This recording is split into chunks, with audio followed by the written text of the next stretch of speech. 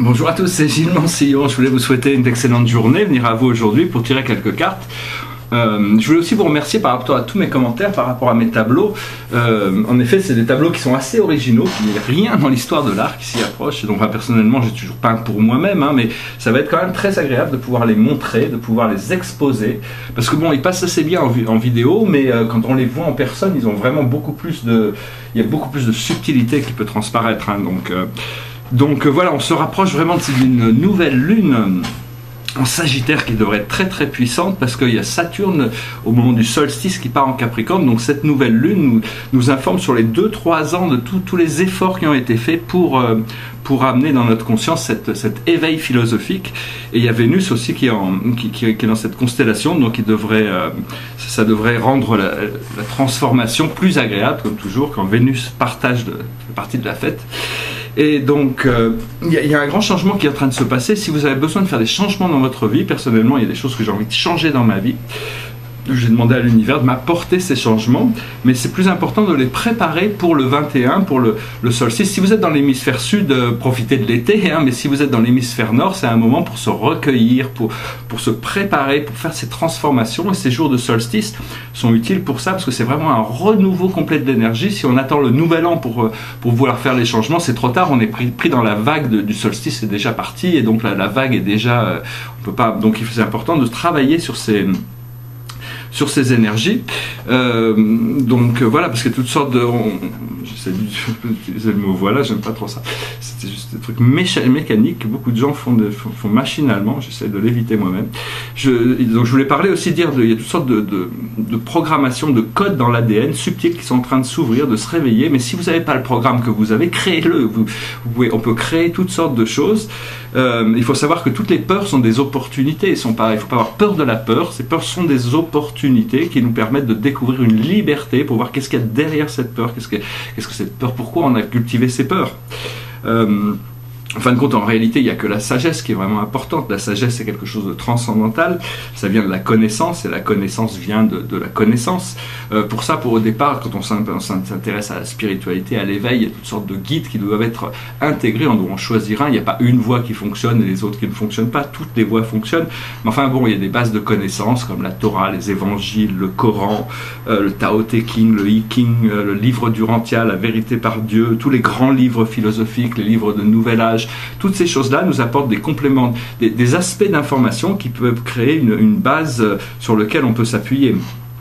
Et donc, parce que bon, l'idée c'est de toujours savoir qu'on a la possibilité de se projeter dans notre réalité de l'infini pour recevoir une guidance et après pouvoir mettre en application cette information, parce que beaucoup des choses que l'on recherche, des solutions que l'on recherche dans le monde matériel ont été fabriquées avec l'esprit matériel et donc ne peuvent pas se résoudre. On ne peut pas utiliser les outils qu'on a utilisés pour créer le problème pour le résoudre. C'est-à-dire il faut arriver à penser différemment. Il faut savoir que je suis assez néo-platonicien, c'est-à-dire que je pense que la pensée est une matière réelle, une chose réelle. C'est pas parce qu'on n'arrive pas à voir encore les formes, les couleurs des pensées qu'elles ne sont pas réelles, mais c'est quelque chose qui est très malléable. Et donc c'est vraiment une matière qui est transformative. Mais quand on crée quelque chose dans notre esprit qui est une forme de pensée, qu'on se concentre suffisamment d'énergie dessus, elle prend une vie en elle-même. C'est-à-dire on peut créer des choses qui nous permettent, et après une fois qu'elles ont été assez cultivées, elles continuent à s'auto-générer. Donc ce qui est très important, c'est que pour arriver à voir la manifestation de nos rêves, c'est très important de rester bien connecté à nos ressentis, beaucoup plus que par notre logique mentale. Parce que quand on devient contemplatif, on entre dans l'état de samadhi, l'état contemplatif, c'est-à-dire de sérénité, on n'a plus de vision critique nécessairement sur les choses, mais on a une vision supérieure qui se révèle à nous. Et donc c'est important essayer de chercher les pensées qui nous amènent vers des sensations de bien-être intérieur. Et c'est ces pensées-là qu'il faut cultiver.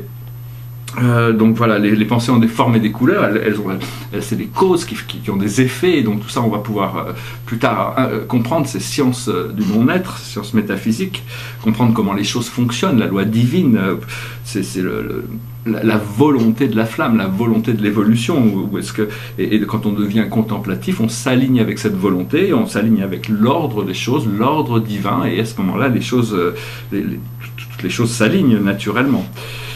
Donc voilà, je voulais aussi dire, il y a pas mal de gens, je vois, sur Internet, il y a toutes sortes d'enseignements spirituels, il y a des gens qui essayent d'enseigner la spiritualité depuis la dualité, depuis une position d'athéiste, mais donc ça fonctionne pas vraiment, mais enfin bon, tous les procédés sont utiles, hein, ils servent à l'évolution de la conscience, et donc il faut être patient, il faut essayer de discerner qu'est-ce qui fonctionne, qu'est-ce qui ne fonctionne pas, qu'est-ce qui est vrai pour nous, qu'est-ce qu'on choisit de rendre vrai pour nous, et qu'est-ce que l'on choisit de négationner, de ne pas accepter comme une vérité, comme une réalité, jusqu'au point où on ne peut accepter que la réalité du divin, du beau, du magnifique, du sublime, du transcendant, comme la seule possibilité d'évolution. Et à partir de là, plus on cultive cette énergie, au plus on reste concentré sur cette intention de liberté, au plus les choses on peut nous être informés de ce qu'il faut faire pour justement atteindre ce niveau. Alors je vais tirer quelques cartes pour cette nouvelle lune et pour le solstice. La plus haute sagesse pour nous, c'est le guérisseur. Il faut vraiment guérir, profiter de guérir pendant ces fêtes, toutes les choses qu'on a besoin de laisser derrière nous, être guérisseur, amener la complétion, savoir que tout va bien en réalité. C'est juste une question de lâcher prise sur tout ce qui nous fait souffrir pour arriver à trouver la liberté suffisamment longtemps pour pouvoir la découvrir et être confiant, donc on peut la cultiver. Ce que l'on doit comprendre, c'est l'achievement, c'est-à-dire comment atteindre notre but, comment y arriver. On doit pouvoir y arriver. Ce que l'on doit faire, c'est le partnership, c'est-à-dire on n'est pas tout seul, il y a l'esprit qui est avec nous, il y a des forces bienveillantes qui sont là pour nous assister et nous aider. Des fois, on a l'impression que les choses sont très compliquées alors que les choses sont très simples. C'est juste une question de faire un saut quantique pour aller voir ce qui se passe de l'autre côté de la rivière.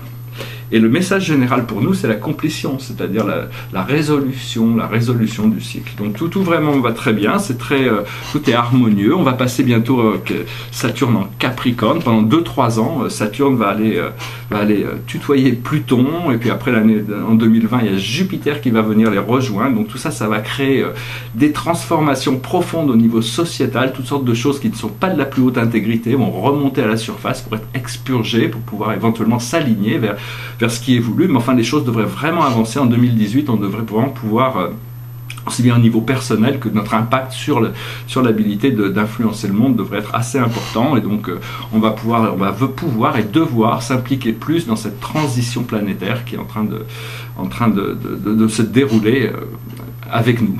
Voilà, je vous souhaite une excellente journée, je vous remercie pour tout, je suis content si vos vidéos vous plaisent, n'hésitez pas à liker, à partager, à commenter, vous souscrire, je vais continuer à communiquer, il y a plein de choses qui arrivent, plein de nouvelles choses qui arrivent. Pour le moment, je continue un petit peu sur le même modèle de vidéo.